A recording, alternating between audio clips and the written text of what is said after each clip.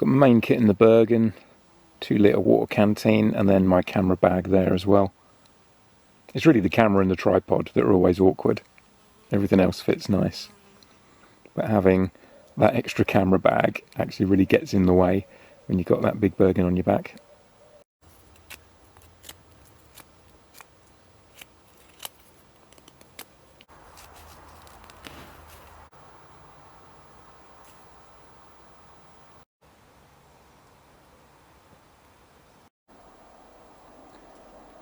There's a summer fair down the road, and they tend to have a Killers cover band play at night, and you can hear it from here. So the plan is to listen to that over the campfire. Did it a couple of years ago, and it was really nice.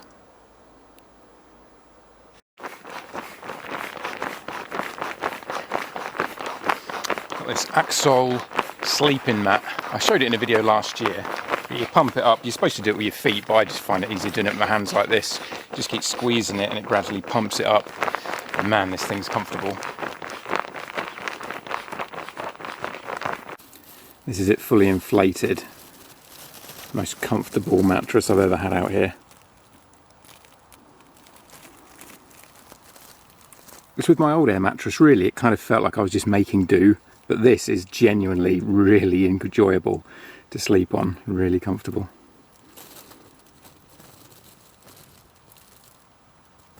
Here's the rest of my kit for the night. Just a mess tin to cook my food in, gas stove and kettle, a few litres of water, plastic cup, flashlight, simple pocket knife and a folding trowel.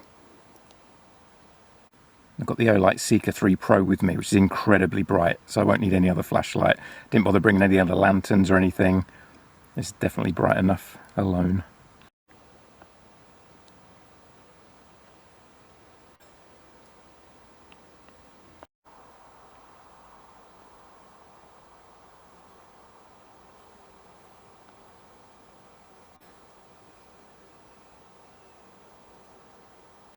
And I've got a vegetarian all-day breakfast for tomorrow morning.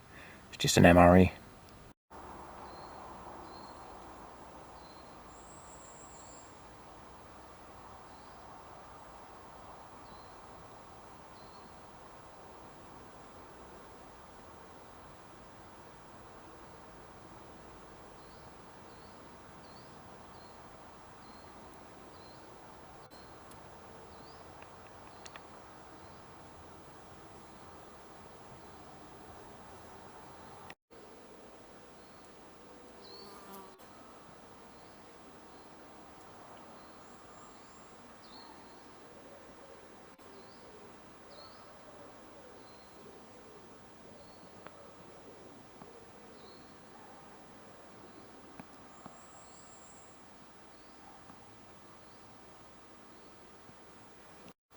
As usual, it's a mad dash as soon as there's a bit of nice weather to get out here and enjoy it as quickly as possible.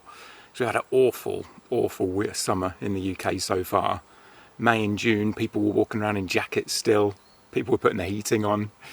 It's unbelievable. But of course, the Met Office and the UK mainstream media were telling us it was the hottest on record because of climate change, of course. Honestly, the bullshit.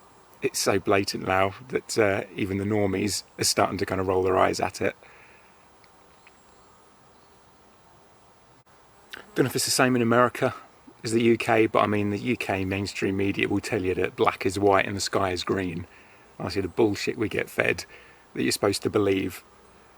Ignore what you see with your own eyes and hear with your own ears. I'm sure there's a line from 1984 that expresses that.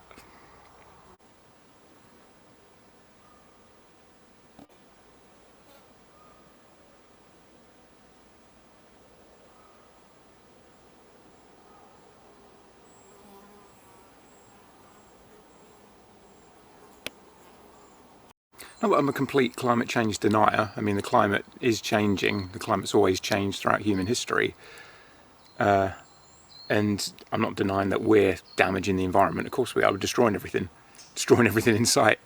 I just don't believe the mainstream media and the government when they're pushing it and pretending that they care, when at the same time they're bulldozing everything in sight to build these bloody awful high-density housing estates that are also going to once they're packed with people, that's a car per person. So there's more cars on the road, more pollution, but the mainstream media government never mentioned that. So, you know, 'cause before when I've complained about all the climate change propaganda, some people have kind of been, oh, you're a climate change denier. I mean, not completely. I just don't believe what we're being fed, that the government and the mainstream media care so much. Otherwise, they wouldn't be so silent about the green belt being destroyed, which, I mean, Labour now they're in, they don't give a toss about the green belt. And the bullshit argument some people have given me is that it's only 5% they want to build on. 5% doesn't sound like very much, does it? But it's not just 5%, because it's not like we're going to just take another 5% of immigrants and then close the borders. There's no upper limit to immigration and population expansion. So that 5% that's being destroyed to build new homes will quickly be filled up. And then in 5-10 years' time, probably won't even be that long, considering there's a housing shortage anyway. So even if you build millions of houses on that 5%, it won't be too many years before that's still not enough anyway. And then what's going to happen? It'll be, oh, well, we'll just build on another 5%, then another 5% in a few years after that, because there's no limit to how many people we're going to let legally or illegally fill the country up. So it really irritates me when people use, well, it's only 5% argument about destroying more of the countryside to build houses everywhere. Because if we keep up with that, we're just going to be living on a big mega city. I've said it before. I can see it happening. I think the government would be more than happy with that. The whole island, just one big mega city full of money-making units, i.e. human beings, what you and I would call them. So beautiful out here. It's actually been staying light till about 11 o'clock, but here amongst the trees it'll be getting darker sooner than that. Still, should be quite a long night before it gets too dark. I've only bought a simple little UK legal folding knife with me. It's really all I need out here. For the most part, I'm just kind of cutting pegs to use for the tent, so I don't need anything more hardcore than that, even though it is fun sometimes to bring the big old Rambo knife out here on a practical level, and you really need this. I've also got this multi-tool with me that was keeping my camera bag. I forgot about it, but this can actually come in quite handy out here. I did do a video on this when I got it. It's just a reasonably cheap one out of Aldi's, but it's got a pretty decent knife on it and a really nice little pocket saw on it. So it's quite handy to have out here. You'd be surprised what this can cut through.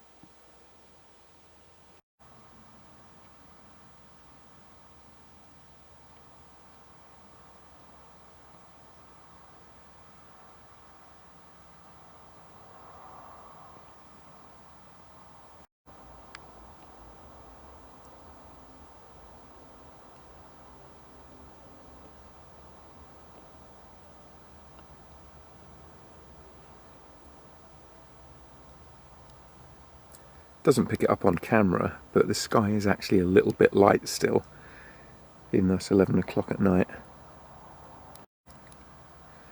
God, I do love summer. Long days to enjoy, not the oppressive darkness of winter.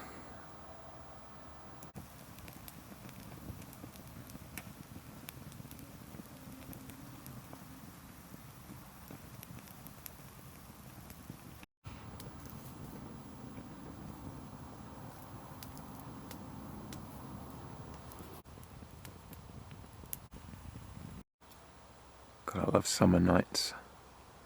The long days, you just feel like you've got so much more time to enjoy, life to live, without the oppressive darkness of winter. It's so atmospheric through the trees. It's lovely. And I've actually got more of a view of the sky because they have cleared out some of those trees.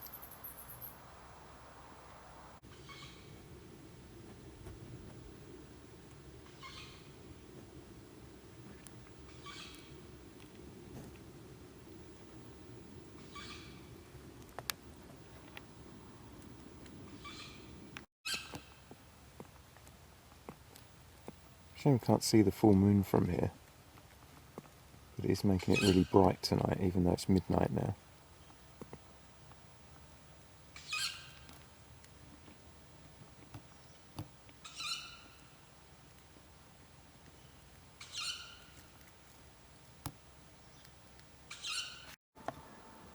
I think that's the full moon there, but the trees are just obscuring it, but you can see it kind of glowing, that light dot in amongst the trees there. I'm pretty sure that's the full moon.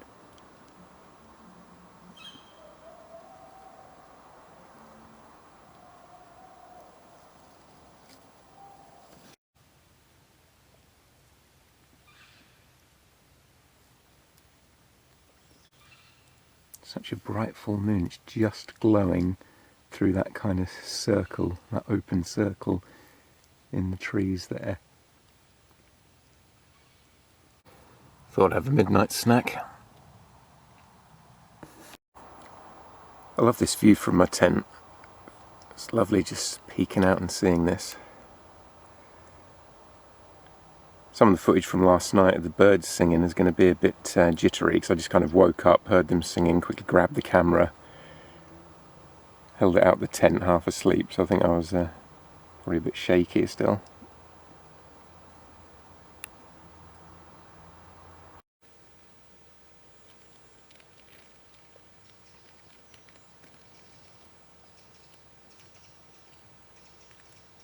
Oh, it's absolutely lovely last night. I just woke up, so I'm a bit... I normally bring a ground sheet with me. I like to have outside the tent, so I've got kind of a clean workstation to keep my gear on that I can just sit on without getting stuff, you know, stuck to my trousers that I then take in the tent with me. But I couldn't find it last night, so I thought maybe I must have taken it out of my bag, because I tend to leave all this stuff in the bag so it's ready to go. But I couldn't find it, but this morning I have actually found it. A bit too late now, but it was in there. I'm going to make myself a coffee now. Those noodles I had last night actually really filled me up. I'm not hungry still, so I'm probably not going to bother having that vegetarian all-day breakfast thing. I'm not actually vegetarian. I don't know why I've got it. I just like it came in one of the MRE packs that I grabbed, these 24-hour ration packs. But yeah, I'll probably save that for another day now. I'm going to make myself a coffee and just relax for a bit before going home.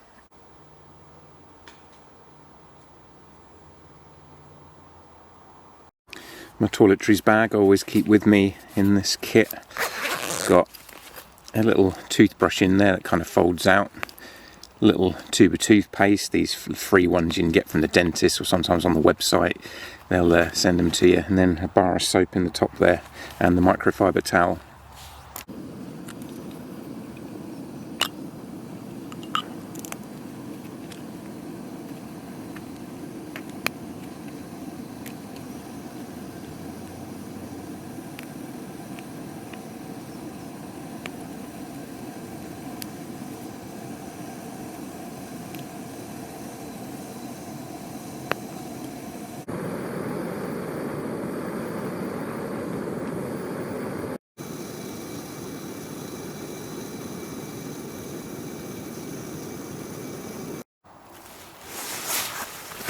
Gonna fold up this mattress. All you have to do is, there's a plug kind of at the end here, you open up and then that'll deflate, and then it rolls up into a really compact little ball, even though when it's inflated it's lovely and cushiony. So I had a really nice night's sleep on that.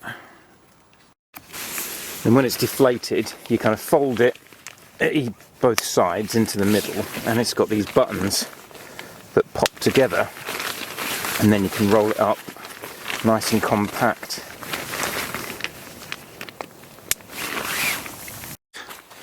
This goes in the bag that came with it.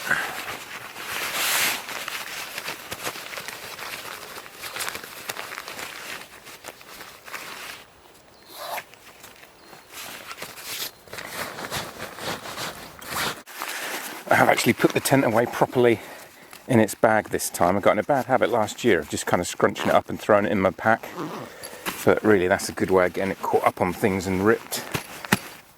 And I mean, I've had this tent for 9 years now. It'll be 10 years next year. I've had the old Adventure Ridge. Considering it was just a reasonably cheap old one from Aldi, it's held out pretty well.